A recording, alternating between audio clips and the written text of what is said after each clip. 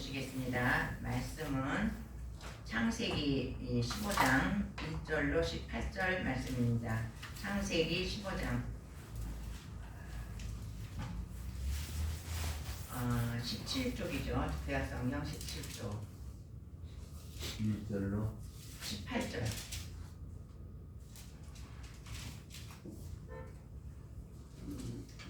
다 찾으셨으면 우리 교독하시겠습니다.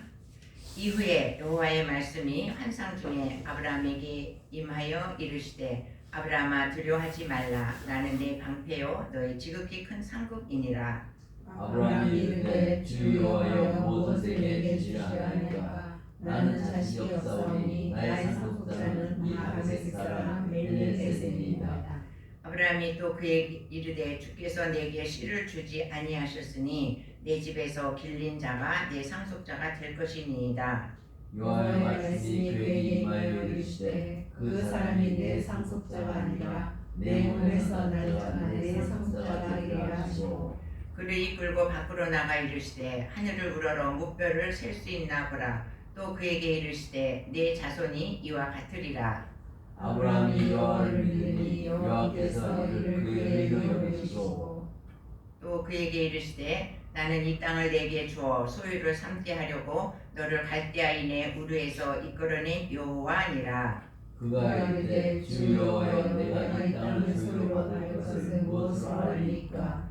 여호와께서 그에게 이르시되 나를 위하여 3년 된 암소와 3년 된 암염소와 3년 된 순양과 산비둘기와 집비둘기 새끼를 가져올지니라.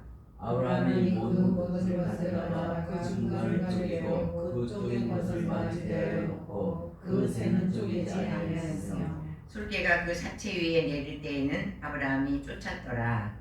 해질 때 아브라함에게 깊은 잠이 임하고 큰 불안과 두려움이 그에게 임하였더니 여호와께서 아브라함에게 이르시되 너는 반드시 알라. 내 자손이 이방에서 객이 되어 그들을 섬기겠고 그들은 400년 동안 네 자손을 괴롭히리니 그들이 섬기는 날을 내가 징벌할지며 그 후에 내 자손이 큰 재물을 이끌고 나오리라. 너는 장수하다가 평안히 조상에게로 돌아가 장사될 것이요 내 자손은 4년 안에 이 땅으로 돌아오리니 이는 아모리 족속의 죄악이 아직 가득 차지 아니하니라 하시더니 해가 져서 어두울 때에 연기나는 화로가 보이며 타는 횃불이 쪼갠 고기 사이로 지나더라. 그날에 여호와께서 아브라함과 더불어 언약을 세워 이르시되 내가 이 땅을 애굽강에서부터 그 큰 강 유브라데까지 내 자손에게 주노니. 아멘. 할렐루야. 우리 옆사람과 인사하시겠습니다. 예수님은 어제나 오늘이나 영원토록 동일하십니다. 예수님은 어제나 오늘이나 영원토록 동일하십니다. 아멘. 할렐루야. 예, 오늘 말씀을 이제 보시겠는데 오늘 본문에 있는 말씀은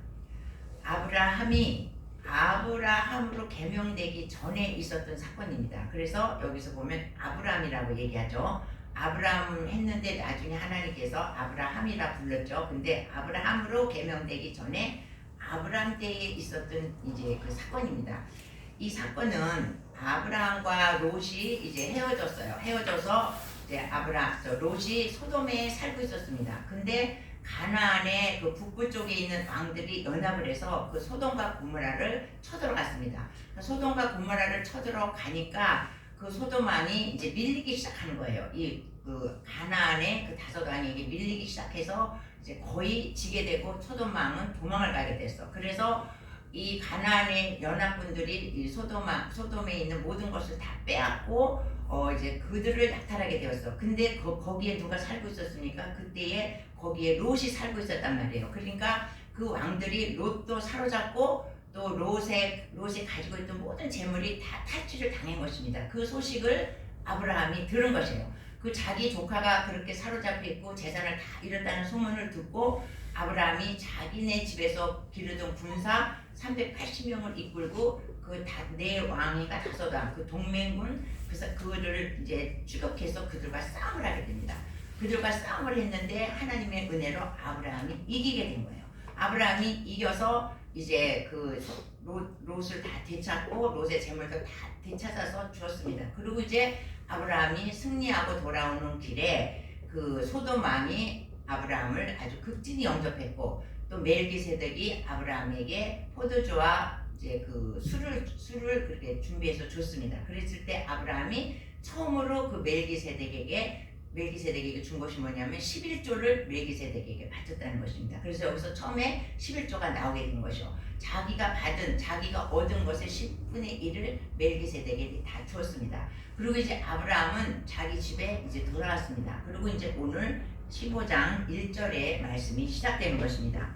그래서 1절을 보면 이후에 여호와의 말씀이 환상 중에 아브라함에게 임하여 이르시되 아브라함아 두려워하지 말라 나는 내 방패여 너의 지극히 큰 상급이니라. 이렇게 아브라함에게 하나님께서 환상 중에 나타나셔서 말씀을 하십니다. 아브라함이 두려워했다고 그랬어요. 아브라함이 왜 두려워했을까? 아마도 그는 그 가나안 왕들과 싸워서 이겼지만 그들이 다시 자기를 침략할 것 같은 느낌을 받았으니까 두려워했다 이거예요. 그런데 하나님께서 아브라함에게 뭐라냐면 너는 두려워하지 말라. 내가 너의 방패가 된다. 이렇게 아브라함에게 위로의 말씀을 해주시는 것입니다. 하나님께서. 그러니까 이제 아브라함이 이제 얘기를 쫙 하는 것입니다. 하나님, 나는 후사가 없습니다. 나는 후사가 없으니 내가 종으로 기르고 있던 이 엘리에셀에게 나의 후사를 삼고 그 이제 양자를 삼아서 후사를 삼고 그에게 나의 재산을 다 상속을 하겠습니다. 이렇게 말하는 것입니다. 근데 이때 아브라함의 나이가 몇 살이냐면 80이 넘었습니다. 근데 하나님께서 이미 아브라함에게 내가 너에게 자손을 주겠다는 약속을 하셨어요. 언제 하셨죠? 처음에 아브라함이 갈대아 우르에 있을 때 너는 친척 본토 아비집을 떠나라. 그렇게 말씀하시면서 내가 너로 인해서 내 자손으로 인해서 내가 큰 민족을 이루겠다고 이미 자손을 주겠다고 그때 이미 말씀을 하셨습니다. 그런데 세월이 지나도 그가 후사가 없으니 인간적으로 생각할 때 어때요? 아, 나는 이제 후사가 없나 보다. 나는 나이 늙었고 살아도 이제 나이 늙었으니 나는 후사를 하나님께서 안 주시나 보다. 하나님이 이미 약속을 하셨지만 그는 후사가 없다고 생각을 해서 자기의 종을 이제 상속자로 삼으려고 하는 것입니다. 그래서 하나님 앞에 이제 그 말씀을 하는 거예요. 내가 아무래도 엘리에셀에게 상속자를 삼겠습니다. 그러니까 하나님께서 뭐라 그래요?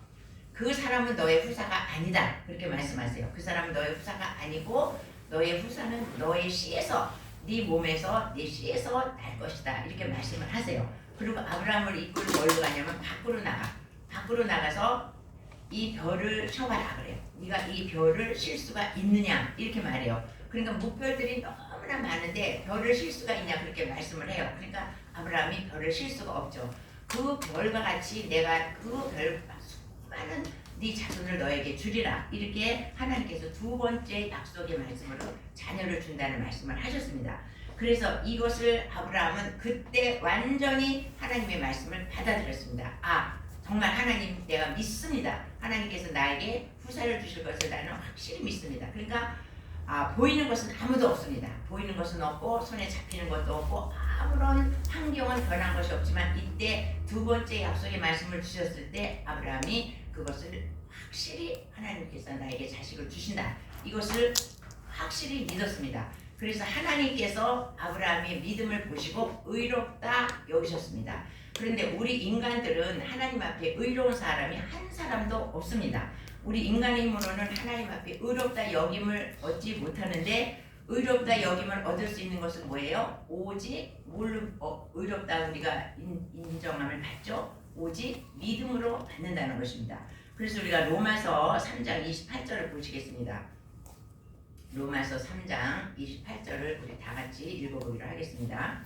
그러므로 사람이 의롭다 하심을 얻는 것은 율법의 행위에 있지 않고 믿음으로 되는 줄 우리가 인정하노라. 뭐라 그랬습니까? 로마서에 뭐라 하냐면 우리가 의롭다고 인정함을 얻는 것은 우리 행위로 나오는 것이 아니라 오직 뭐예요? 믿음으로 우리가 하나님 앞에 의롭다함을 얻는 것이에요.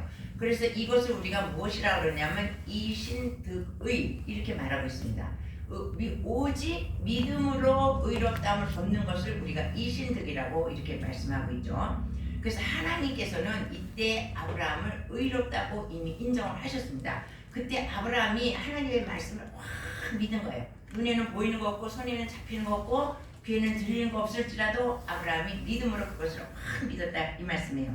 그래서 이제 아브라함이 이제 그 하나님께서 또 약속의 말씀을 확 믿으니까 하나님께서 또 주시는 것입니다. 7절을 우리 보시겠습니다. 오늘 본문의 7절 다 같이 또 그에게 이르시되 나는 이 땅을 내게 주어 소유를 삼게 하려고 너를 갈대아인의 우르에서 이끌어낸 여호와니라.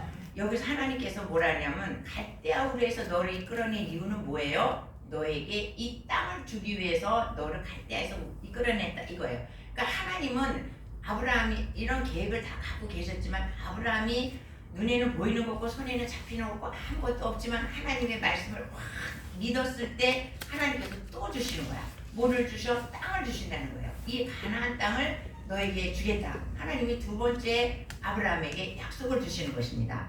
그러니까 우리가 믿으면 하나님은 우리가 믿으면 또 주고 믿으면 또 줘. 근데 자꾸 의심하면 하나님은 안 주신다는 거죠. 그러니까 믿고 자식을 준다는 걸 확 믿으니까 하나님이 이번엔 너 땅 줄게 이렇게 말씀하시는 거예요.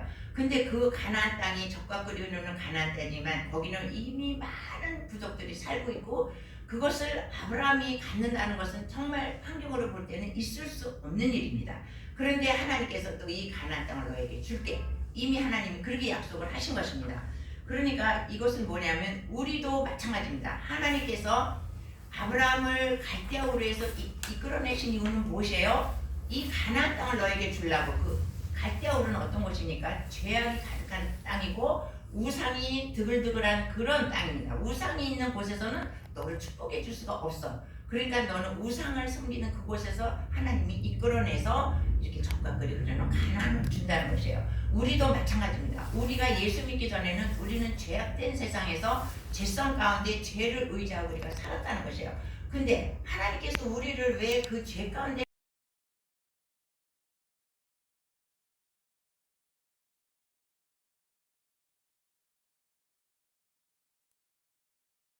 우리를 그 죄 가운데서 하나님께서 우리를 건져내 주셨다. 이 말씀을 하시고 있는 것입니다.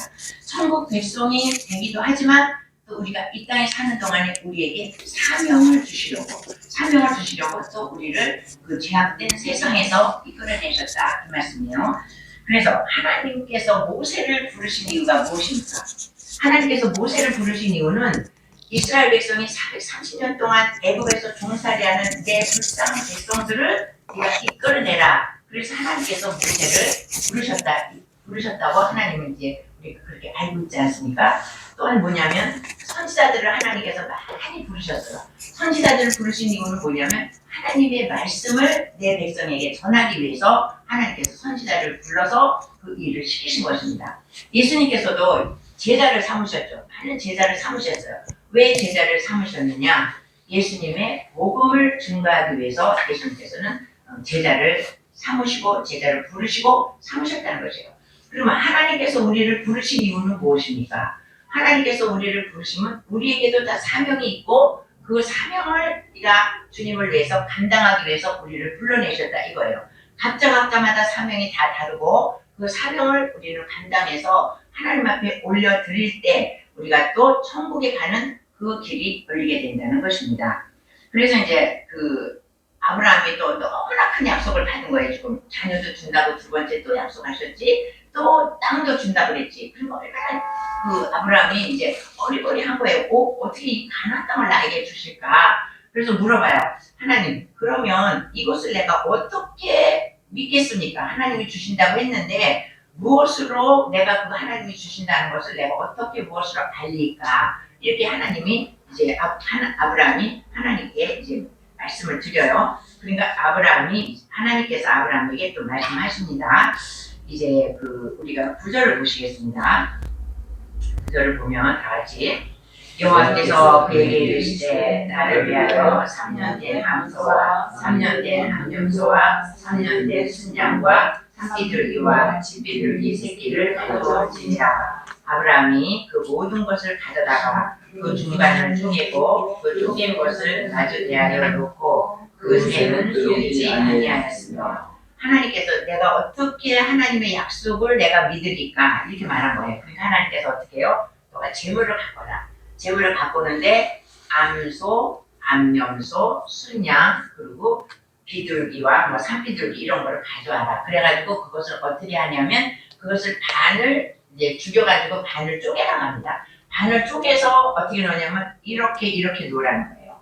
하나는 이쪽에 하나는 이쪽에 마주대하고 놀아. 소 이렇게 마주대하고 암소, 암염소, 순양 이렇게 해서 이렇게 쪼개갖고 반씩 이렇게 해서 여기다 길을 만드는 거예요. 길을 이렇게 만들어서 그렇게 놓고 새는 쪼개지 말라고 그래요. 새는 너무 조그마니까 쪼갤 수가 없으니까 그냥 통째로 양쪽에 이렇게 놔라. 이렇게 해서 이것을 지금 제사에 하나님께서 이것은 뭐냐면 아브라함과 하나님과 언약을 체결하는 지금 방식입니다. 그래서 이제 그 제물을 이제 마련하죠. 아브라함이 제물을 다 희생 제물을 다 마련해서 그렇게 이렇게 차려놨습니다. 그런데 그 제물을 차려놓으니까 솔개가 그 사체 위에 그 암소, 뭐 암염소 먹을 것이 너무 많지 않습니까? 그러니까 솔개가 와서 그거를 자꾸 쪼아먹으려고 자꾸 거기서 왔다 갔다 하면서 쪼아먹으려고 그래. 그러니까 아브라함이 그 솔개를 계속해서 쫓는 것입니다. 왜 솔개를 쫓냐면 솔개는 부정한 동물이기 때문에 그 부정한 동물이 하나님이 드릴 제사의 희생 제물에 닿으면 그 제물도 부정한 것이 되기 때문에 그 제물을 쓰지를 못합니다. 그러면 아브라함은 다시 소를 잡고 다시 염소를 잡아야 돼. 그래서 아브라함은 그 희생 제물에 솔개가 입을 대지 못하도록 계속 쫓는 거예요. 계속 쫓아. 얼마나 열심히 쫓았든지 나중에 12절에 보면 뭐라 하냐면 해가 질 때 아브라함이 깊은 잠에 잤다 이래요. 우리가 잠은 언제 자요? 밤에 자는데 해가 졌어 뭐 한 우리 나이로 우리 지금 치면 한 5시 6시면 해가 지지 않습니까? 그때 깊은 잠이 들었다는 거야. 왜? 너무 힘들어서 솔개를 쫓기가 너무 힘들어서 그가 깊은 잠에 해가 지자마자 잤다는 거예요. 이것은 우리가 영적으로 뭘 말하냐면 우리가 하나님의 은혜를 받고 하나님께 가까이 가고 그러려면 반드시 뭐가 와요? 마귀가 온다는 거야. 마귀가 와서 우리가 은혜 받지 못하게 계속 우리를 쪼고 우리가 하나님께 가까이 가지 못하도록 계속 마귀가 우리를 방해한다는 거예요. 그럼 우리가 그 마귀의 방해에서 우리가 어떻게 그 마귀를 쫓아내는가? 이 아브라함은 솔개를 계속 쫓아내지 않습니까? 우리는 마귀를 어떻게 쫓아내야 돼요? 우리는 계속해서 기도하고 말씀 보고 우리가 믿음으로 이렇게 세 가지를 계속해서 할 때 마귀가 물러간다는 것입니다. 그래서 은혜가 우리에게 들어오고 우리가 하나님의 응답을 받고 우리가 하나님께 더 가까이 갈 수 있다는 것입니다. 그러니까 마귀는 우리에게 계속해서 은혜 받지 못하게 하고 하나님 앞에 가까이 가지 못하도록 마귀가 계속 이 솔개가 오는 것처럼 솔개는 사탄이에요. 사탄이 계속 우리가 믿고 있지만 계속해서 우리를 침범한다는 것이에요. 그럴 때 우리가 기도와 말씀과 믿음으로 물리쳐서 아브라함처럼 승리해야 한다는 것을 말해주고 있습니다. 그래서 이제 왜 이렇게 그것을 쪼개서 말하는지 그때 당시에는 어떤 일이 있었냐면 중동의 그때 중근동 사람들은 언약을 체결할 때 어떻게 체결하냐면 짐승을 잡아가지고 이렇게 반을 딱 나눈 거죠. 양쪽에 딱 세우고 길을 만든대요. 길을 만들어서 언약이 이제 나하고 너하고 언약을 체결했으면 이 죽인 짐승 반 사이로 지나가는 것입니다. 둘이 다 지나가서 언약을 맺었는데 이 언약을 폐기한 사람은 어떻게 되냐? 이 짐승처럼 죽게 된다. 이것을 의미하기 위해서 짐승을 반으로 갈라가지고 양쪽에 딱 놓고 둘이 이렇게 걸어간다는 거예요. 이것이 그때 그 고대 중근동의 그 언약 체결의 방식이었다는 것입니다. 그러니까 하나님은 아브라함과 네가 나와의 언약을 이루시겠다 해서 이 짐승을 희생 제물을 이렇게 하라 이렇게 말씀을 하시는 것입니다. 그런데 이제 하나님께서 그 제물을 놓고 하나님의 언약을 체결하시기 전에 무엇을 하시냐면 우리가 이제 13절 보시겠습니다. 다 같이 13절. 여호와께서 아브라함에게 이르시되 너는 반드시 알라 내 자손이 이방에서 계기되어 그들을 섬기겠고 그들은 400년 동안 내 자손을 괴롭히리니. 하나님은 지금 아브라함에게 자녀를 한 명도 안 주셨어요. 한 명도 안 주셨는데 지금 뭐라 그러냐면 내 자손이 이방에서 종이 되겠다 이렇게 말씀을 하세요. 그래갖고 400년 동안 내 자손들이 종이 되겠다 이 말씀을 하시는데 우리가 이스라엘 백성이 어떻게 해요? 애굽에서 430년 동안 종살이를 하지 않으셨습니까? 하나님은 이미 이런 것을 다 계획하시고 있었다는 거야. 그러니까 하나님의 말씀은 1.1획도 변함이 없다는 거죠. 아브라함은 지금 이삭도 낳지 않고 자녀도 하나도 없는데 네 자손이 400년 동안 남의 나라에서 종살이를 해서 그들로부터 엄청난 괴롭힘을 당할 것이다. 이 얘기를 지금 아브라함이 창세기 때 이 얘기를 하나님께서 이 얘기를 하시는 것입니다. 그러니까 우리는 정말 이해할 수가 없죠. 그런데 하나님께서 그러면 왜 그 사랑하는 자손들을 이렇게 남의 나라 애굽에서 430년이라는 기간 동안 괴롭힘을 당하면서 노예 생활을 하게 했는가? 그것이 하나님의 사랑의 방법이라는 거예요. 우리 인간들은 어떻게 합니까? 우리 인간들은 자기 자녀를 낳으면 엄청 사랑하죠. 그래서 호강시키고 호의호식 시키고 조금도 괴롭힘 당하지 않도록 그냥 애지중지 금이야 오기야 이렇게 기르는 것이 인간입니다. 근데 하나님은 그렇게 기르시지 않는다는 거예요. 하나님은 너무나 사랑하시기 때문에 강인한 민족을 만들기 위해서 제일 밑바닥부터 훈련을 시킨다는 거예요. 그러니까 요즘에 우리 자녀들 어떻습니까? 절대 괴롭힘을 당하지 않고 내 자식이 찔이라는 그러한 그 생각을 가지고 기르니까 어떻게 해요? 나라가 지금 엉망진창이지 않습니까? 근데 하나님은 어떻게 해요? 종살이부터 시키는 거야. 내 사랑하는 백성들을. 종살이를 시켜서 내 백성이 강인하게 만드는 것이 내가 사랑하는 자녀들을 기르는 방법이라는 거예요. 그러니까 우리가 이것을 비교해보면 뭐냐면 우리가 살다가 어려움을 당하게 된다는 거야. 뜻하지 않게 어려움을 당하고 환난과 고통을 당하는 것은 하나님이 우리를 강인한 백성으로 만들기 위해서 하나님께서 우리를 훈련시키는 것이라는 것을 우리가 여기서 이스라엘 백성을 보면서 우리를 아는 것입니다. 그러니까 내가 잘 살다가 사업이 뒤집어져. 내가 잘 살다가 자녀가 이상하게 돼. 내가 잘 살다가 질병에 걸려. 그래가지고 내가 엄청난 괴로움을 당한다는 거예요. 그것이 뭐예요? 하나님이 나를 사랑하신다는 증거라는 것입니다. 우리가 이것을 말씀을 들어서 누누이 이것은 우리가 고난당하는 것은 하나님께서 우리를 더 깊은 성숙한 믿음으로 하기 위해서 하는 거 우리가 다 알아.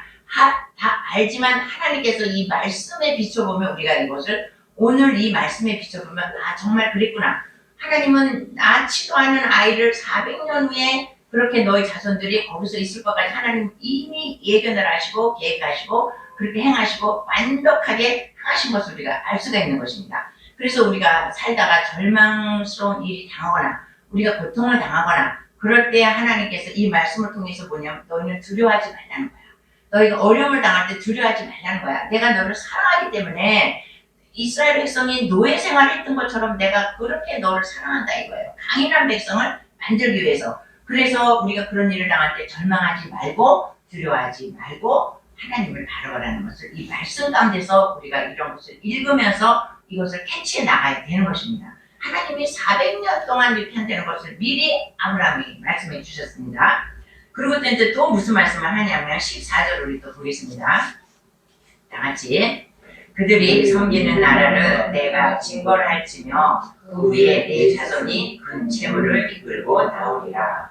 그들을 섬기는 나라가 어디예요? 애굽을 내가 징벌하겠다 그랬어요. 하나님께서는 애굽을 내가 징벌하겠다. 왜 하나님께서 그냥 노예를 시켰다가 다시 그 나라를 다시 징벌을 하느냐?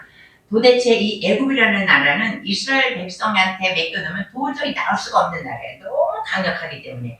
그러니까 하나님께서 강권적으로 그 나라를 징벌하지 않으시면 내 백성이 나올 수가 없다는 거예요. 내 백성이 도저히 그 노예 생활에서 나올 수가 없어. 그러니까 하나님께서 손을 쓰셔서 애굽을 내가 징벌하겠다. 그러지 않았습니까? 그래서 하나님의 징벌로 인해서 이스라엘 백성들이 그 430년의 종살이를 마치고 나왔다는 거예요. 말씀 그대로 지금 우리가 창세기를 보면 그래서 창세기를 완전히 알면 창세기를 처음부터 끝까지 완전히 알면 인간의 구속사를 다 알게 될 것이고 창세기의 이 깊은 뜻을 알게 되면 우리가 성경을 다 알았다고 말해도 과언이 아니라는 것이에요.